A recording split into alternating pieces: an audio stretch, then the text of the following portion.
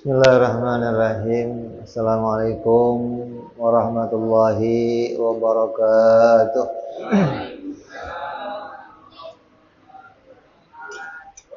Al-Fatihah ila ruhi Sayyidina Habibina wa syafi'ina Rasulillah Sayyidina Muhammad ibn Abdullah sallallahu alaihi wa ala alihi wa ashabihi wa azwajihi wa dzurriyyatihi أن الله يعلي درجاتهم في الجنة وينفعنا بأسرارهم وأنوارهم وعلومهم وفاتهم وفاتهم في الدين والدنيا والآخرة ويجعلنا من حزبهم ويرزقنا محبتهم ويتوفنا على ملتهم ويحشرنا في زمرتهم بالعافية وسلامة لهم الفاتحة. أعوذ بالله من الشيطان الرجيم. بسم الله الرحمن الرحيم. الحمد لله رب العالمين الرحمن الرحيم مالك يوم الدين إياك نعبد وإياك نستعين اهدنا الصراط المستقيم صراط الذين أنعمت عليهم غير المغضوب عليهم ولا الضالين آمين. بسم الله الرحمن الرحيم. نويت تعلما وتعليما وتذكرا وتذكيرا والنفعا والانتفاعا والإفادة والاستفادة والحثا على التمسك بكتاب الله وسنة رسول الله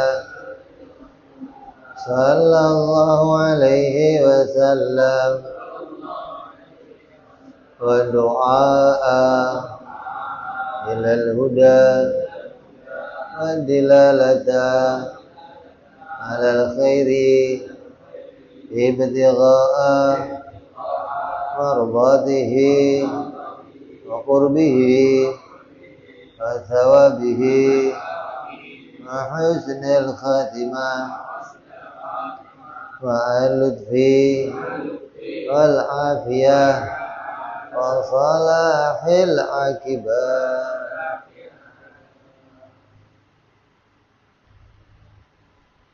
Bismillahirrahmanirrahim. Alhamdulillahirabbil alamin. Shalatu wassalamu ala asyrafil anbiya'i wal mursalin. Sayyidina wa habibina wa syafi'ina wa maulana Muhammadin wa ala alihi wa sahbihi ajma'in, amma ba'du.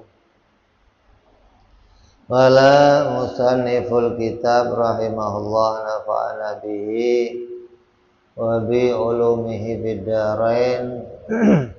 Allahumma aftah qulubana futuhal arifin wa bihikmatika wa ansur alaina birahmatika ya arhamar rahimin.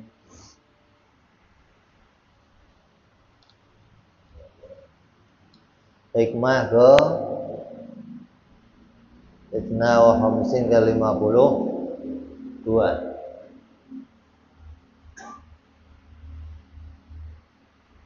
Man lam yukbil alallahi bimula tofatil ihsan qayyada ilaihi bisalasilil imtihan.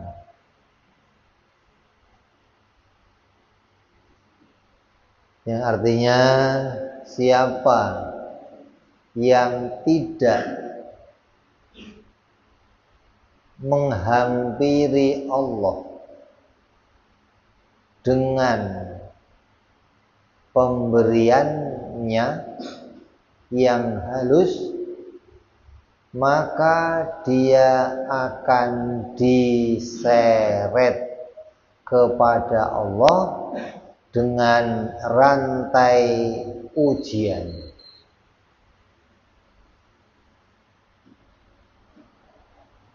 Itu makna terjemahnya.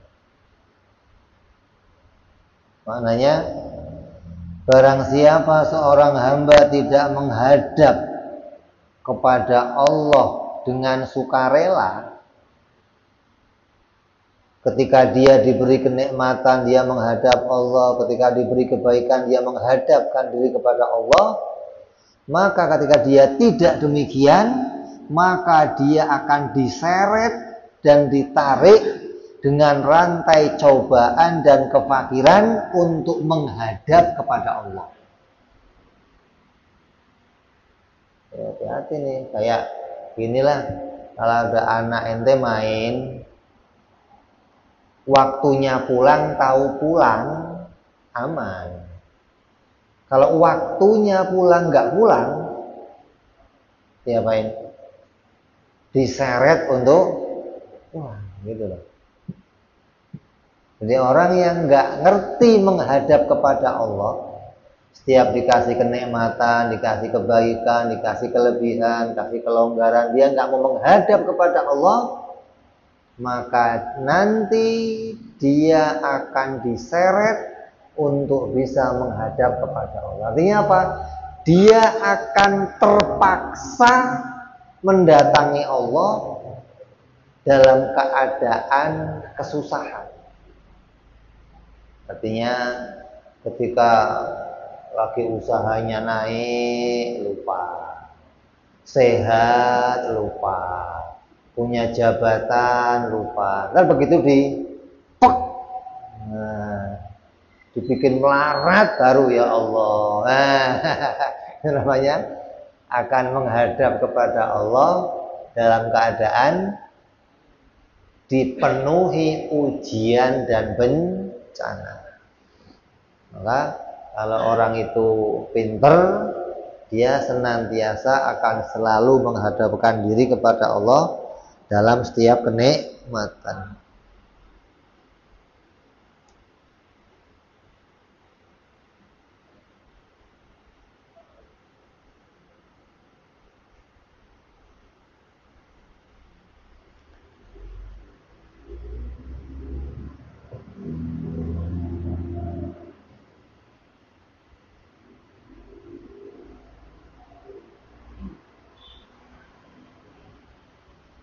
Jadi siapa orangnya yang tidak menghadap Allah ketika Allah mengasihinya dengan berbagai nikmat, maka nanti akan diikat orang itu dengan rantai ujian berupa fakir ataupun berupa miskin, berupa sakit atau kehilangan sesuatu yang menjadi sebab seorang hamba itu terpaksa menghadap kepada Allah dalam kepatuhannya. Jadi tunduknya terpaksa, tunduknya dipaksa. Maka hamba yang beruntung dalam kepatuhan kepada Allah ada dua macam hamba. Yang pertama, seorang hamba mendapat nikmatnya sehat, mendapat nikmat cukup rezeki, maka dengan kesadarannya dia bersyukur atas nikmat itu kepada Allah Subhanahu wa taala dan menghadap kepada Allah dalam ketaatan dan kerelaan. Memang sadar rezekinya dari Allah, sehatnya dari Allah, jabatannya dari Allah. Ketika dia sadar itu, dia bersyukur, ya Allah. Dia menghadap Allah, tunduk kepada Allah. Namanya tunduk dengan segala kerelaannya. Yang kedua, ketika turunnya musibah pada badannya atau pada hartanya, seperti sakit, jabatannya hilang, dibikin fakir, bangkrut, kelebit hutang. Kemudian dia mengingat dan menghadap kepada Tuhannya. Lalu dia mengemis, menghinakan diri kepada Tuhannya agar menolong dia menghilangkan segala musibahnya. Barangkali saja yang demikian itu bisa membuatnya sadar hingga tidak lagi sibuk terhadap dunia dan dengan terpaksa kembali menghadap dan bergantung kepada Allah Subhanahu wa ta'ala. Ini masih beruntung. Artinya masih beruntung itu masih tetap dijadikan menghadap Allah, gitu loh. Walaupun ada yang caranya sukarela, ada yang caranya paksa, tapi tetap masih menghadap Allah.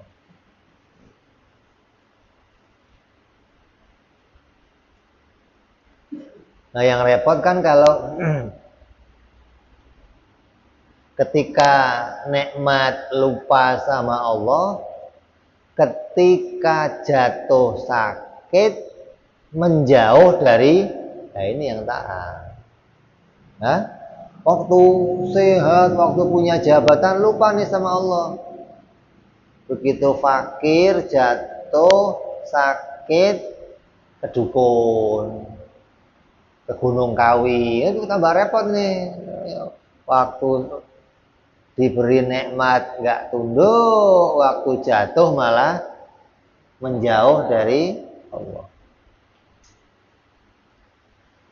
Maka perbuatan yang diridhoi oleh Allah dari hambanya adalah apabila hamba itu mau kembali kepada Allah walaupun dalam keadaan terpaksa, masih baik. Artinya tetap masih mau menghadap kepada Allah, tetap masih mau tunduk kepada Allah. Makanya dulu Abawa itu paling seneng kalau ada orang-orang yang kembali terpaksa, itu seneng. Wah, doain lagi pek, alhamdulillah. Artinya apa? Masih mau kembali gitu. Dan ente orang-orang yang kembali dalam keadaan seperti itu, ketika dia mengundang Allah, itu dalam beberapa hadis dikatakan jawabannya Allah lebih sayang kepada mereka. Ketika hamba yang patuh mengundang Allah, ya Allah, maka Allah akan jawab labbaik ya abdi. Tapi kalau hamba-hamba yang begini datang kepada Allah, ya Allah, maka Allah akan mengatakan labbaik ya abdi. Coba. Artinya apa? Orang-orang ini begitu dirindukan untuk menghadap gitu loh. Orang yang maksiat kembali, orang yang jadi preman kembali, orang yang ahli melakukan kejahatan kembali. Ini orang-orang yang diharapkan kembalinya ini, begitu kembali sambutannya luar biasa gitu. Ya kayak orang lama nggak pulang kampung lah gitu. Kalau ente tiap hari pulang, disambut nggak? Enggak lah, masa pagi pergi, sore pulang nggak disambut. Kok 2 tahun baru pulang? Lah ini sambutannya luar biasa.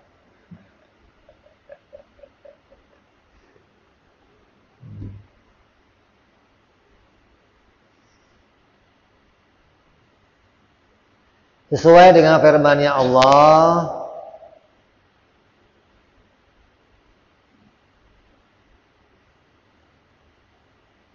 Allah berfirman bahwa bersujudlah semua yang ada di langit dan di bumi dengan secara sukarela maupun secara terpaksa. Jadi seorang hamba itu nanti akan tetap sujud kepada Allah baik dalam keadaan sukarela maupun terpaksa.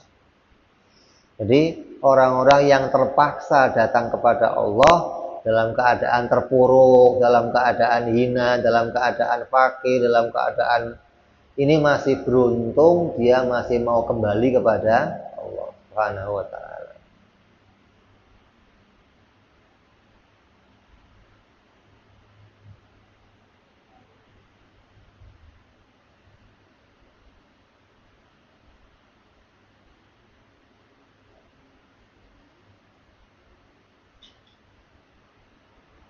Maka dari penjelasan ini ulama mengelompokkan manusia itu menjadi 3 kelompok. Yang pertama, kelompok kiri, apa namanya? Ashabu shimal. Orang yang tidak perlu lagi dijelaskan lebih panjang, artinya nggak usah diperincikan lagi. Mereka adalah orang-orang yang keluar dari tujuan beribadah kepada Allah. Siapa? Orang kafir, orang-orang yang nggak pernah mau tunduk kepada Allah. Ini masuk kelompoknya orang-orang bagian kiri. Karena manusia nanti di akhirat akan dikelompokkan tuh, akan terpisah nanti, nggak akan kumpul nggak. Yang kiri ada yang ashabul yamin. Yang kedua, kelompok bagian kanan,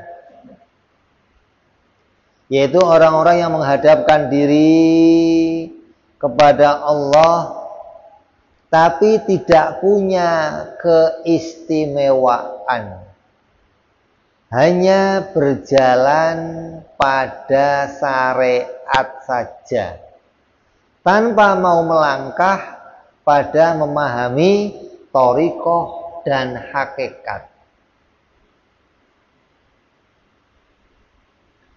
Maksudnya mereka tidak punya keinginan agar ibadahnya menjadi lebih baik dan dengan tahu tata cara dan tahu pula tujuannya yang baik. Jadi ketika dia itu ngerjain sholat, ya udah sampai mati begitu aja, nggak berkembang. Kalau habis sholat kok zikirnya subhanallah, subhanallah, sampai mati ya subhanallah, sudah nggak ada kelebihannya, nggak ada apa. Ini orang-orang yang merasa sholat 5 waktu, puasa Ramadan sudah cukup bagi dia gitu loh. Dengan ngerjain itu semua, dia menganggap dirinya sudah terikat sebagai orang Islam dan nggak perlu lagi penambahan. Ya ini orang-orang yang memang modalnya, himmahnya itu pas-pasan. Kalau orang ngomong itu Islamnya Islam untungan, untung jadi orang Islam itu. Bapaknya Islam ikut jadi Islam. Jadi orang yang Islamnya ikut-ikutan ya begitu modelnya. Wah Pak saya aja begini sudah. Gak pingin punya keinginan gimana meningkat, masuk ke thariqah, zikir yang lebih dalam, atau mengenal Allah lebih dalam lagi, apa yang bisa dipahami dari Allah, nikmat apa yang lebih lagi akan diperoleh. Nggak ada keinginan itu, nggak ada. Ini namanya orang yang masuk Islamnya aja untungan. Kalau masuk Islamnya untung-untungan, nanti masuk surganya ya untung-untung. Dia nggak bisa milih tingkatan surga, nggak bisa, untung masuk surga. Memang niatnya juga begitu. Yang penting bisa masuk. Di emper nggak apa-apa ya Allah, pokoknya yang penting masuk. Nggak punya himmah, gimana saya bisa masuk ke levelnya para aulia, masuk ke levelnya para anbiya, masuk ke levelnya para malaikat, masuk ke levelnya, nggak punya cita-cita begitu, nggak punya. Ini kelompok yang nomor 2.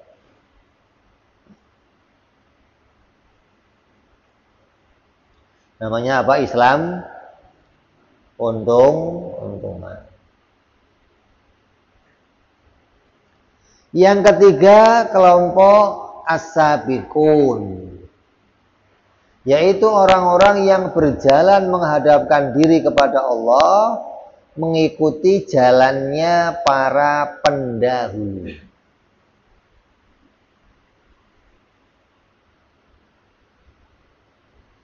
Artinya mereka ini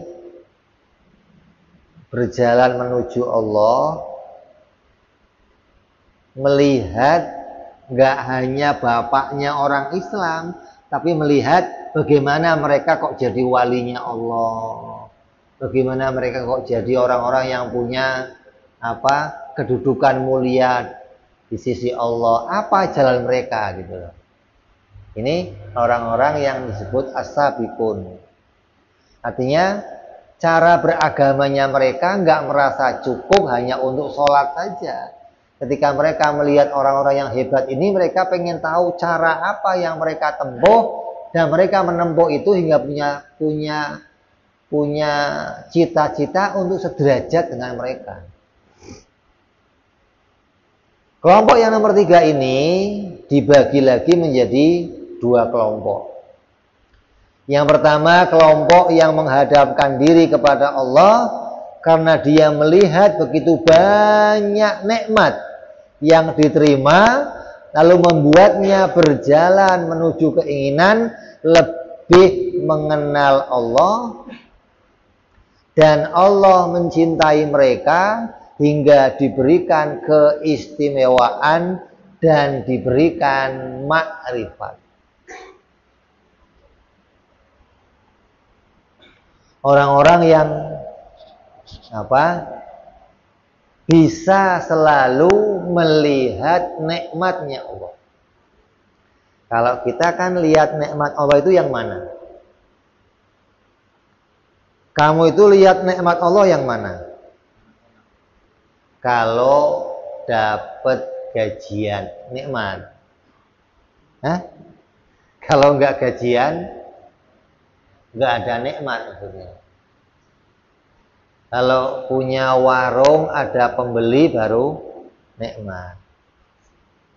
Kalau nggak ada pembeli, itu nikmatnya yang kamu ukur itu hanya nikmat berupa material aja. Lah, orang-orang ini enggak. Nikmat bagi mereka sudah enggak lihat material aja. Mereka melihat nikmat yang banyak dari iman, dari bisa mengenal Allah, dari tenangnya hati, dari diberikan petunjuk, hidayah banyak.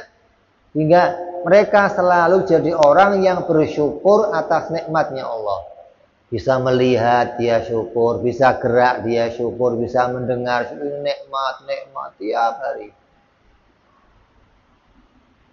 Yang dikatakan Allah itu apa?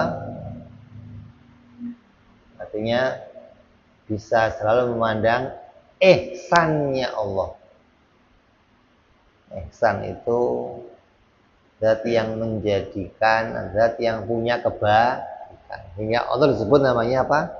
Al-Muhsin, yang menjadikan kebaikan.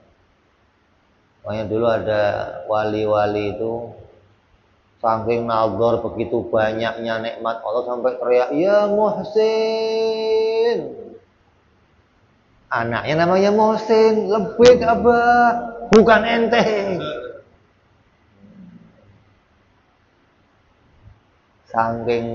Saking penuhnya dia memandang nikmat Allah yang diberikan pada dirinya. Enggak hanya pada dirinya, dia lihat nikmat dunia ini dipenuhi nikmat Allah. Ini orang-orang yang sisa hidupnya setelah dia sholat, setelah dia ngelakuin ibadah, dipakai merenung, dipakai memandang, dipakai untuk tafakur, dipakai untuk melihat, terus mendalami begitu banyaknya nikmat yang Allah berikan, hingga munculnya syukur, mengagungkan Allah, munculnya la ilaha illallah, munculnya sholawat. Terus ini dengan pemandangan ini dia selalu bisa menyampaikan zikrillah ketika memandang nikmatnya Allah. Nah, karena itu Allah mencintai mereka hingga mereka diberi keistimewaan, punya karomah, punya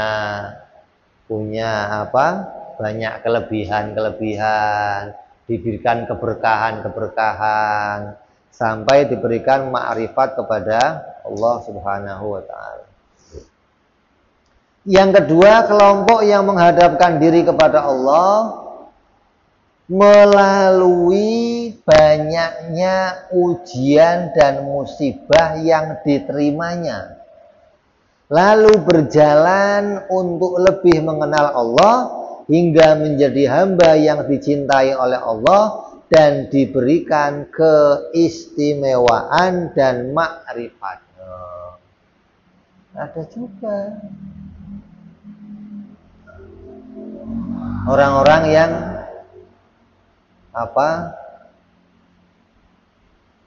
artinya Allah bisa menjadikan hambanya itu mengenal Allah bukan hanya dengan diberikan nikmat saja. Ketika si hamba diberikan fakir, diberikan sakit, diberikan musibah, diberikan bencana, kemudian dia bisa melangkah mengenal Allah. Ketika apa? Oh, ternyata saya ini lemah. Ternyata saya ini butuh banget pertolongan Allah. Ternyata saya ini nggak ada apa-apanya. Dengan musibah yang terus menerus itu membuat dia jadi mengenal kepada Allah. Jadi jangan dikira orang yang dijadikan musibah terus menerus itu isinya hanya mengeluh aja, enggak. Kalau ente mungkin mengeluh, musibah lagi. Ente COVID 3 tahun aja ngeluhnya nggak habis-habis sampai sekarang. COVID-nya udah lewat, ngeluhnya masih aja. Belum bangkit, masih susah semua. Padahal COVID-nya udah kemana, ngeluhnya masih.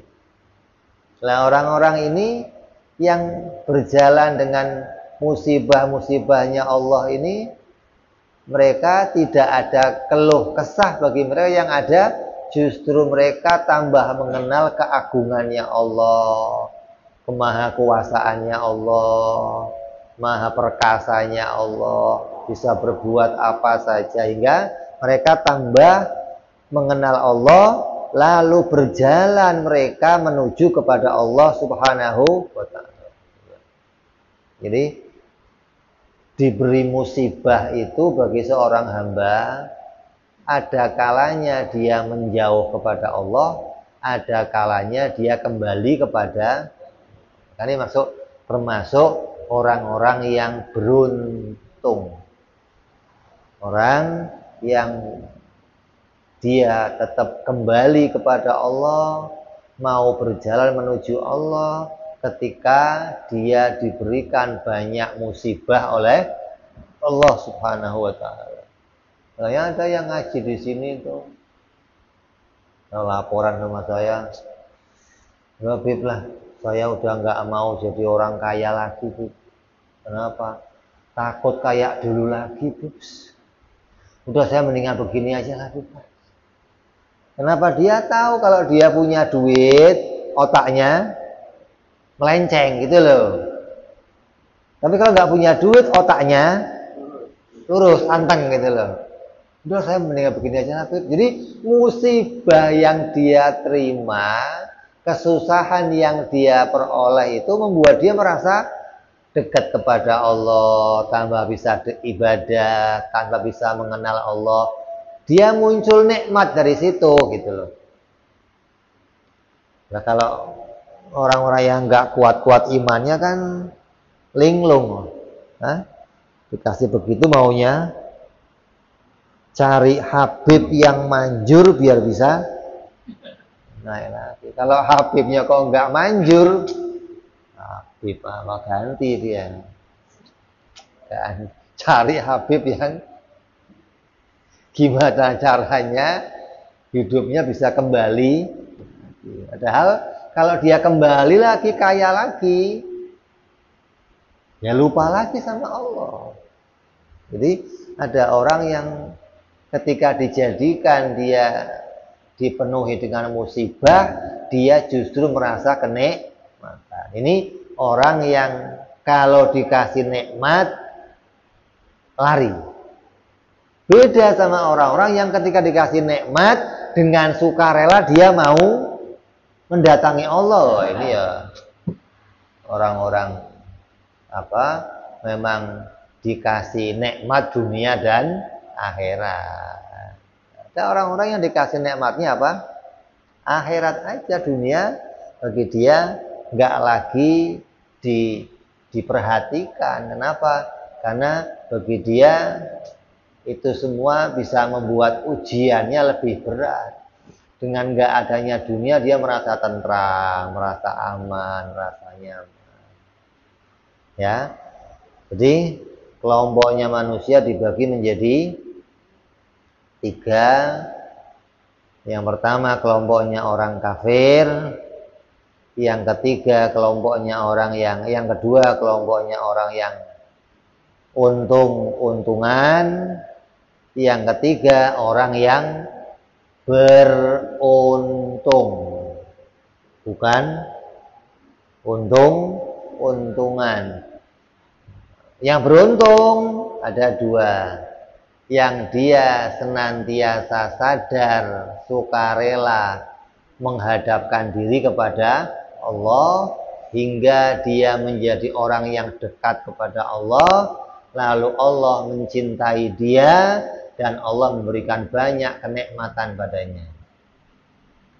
Yang kedua, orang yang kembali kepada Allah dengan terpaksa. Lalu dia menjadi orang yang bisa dekat kepada Allah, dia bisa menjadi orang yang dicintai pula oleh Allah, dan Allah memberikan dia banyak kenikmatan. Inilah kelompok yang 2 ini termasuk kelompok-kelompok orang yang beruntung. Mudah-mudahan kita semua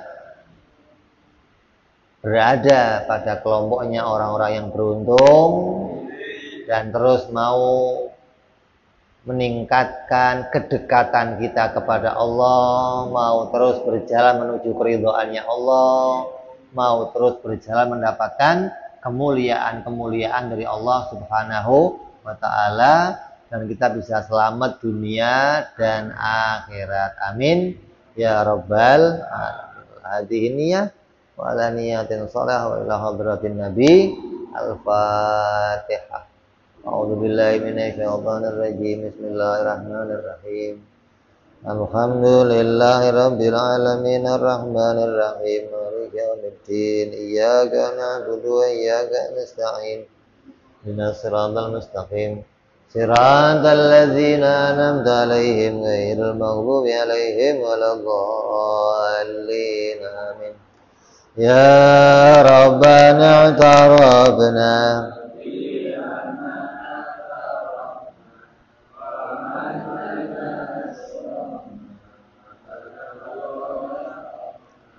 فتوب علينا توبة تغسل لكل حوبة لنا عوراتي وامن راحتي واغفر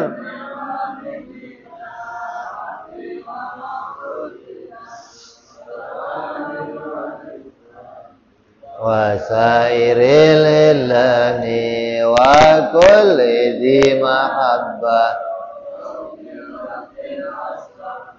والمسلمين أجمعين ربي فضلا وجودا منا لا باكتساب منا بالمصطفى رسولي نهضى بكل سولي صلى وسلم ربي عليه عند الحب وآله وصحبه داد طاسي صحبي والحمد لله في البدء والتناهي سبحان ربك رب العزة عما يصفون سلام على المرسلين والحمد لله رب العالمين. Assalamualaikum warahmatullahi wabarakatuh.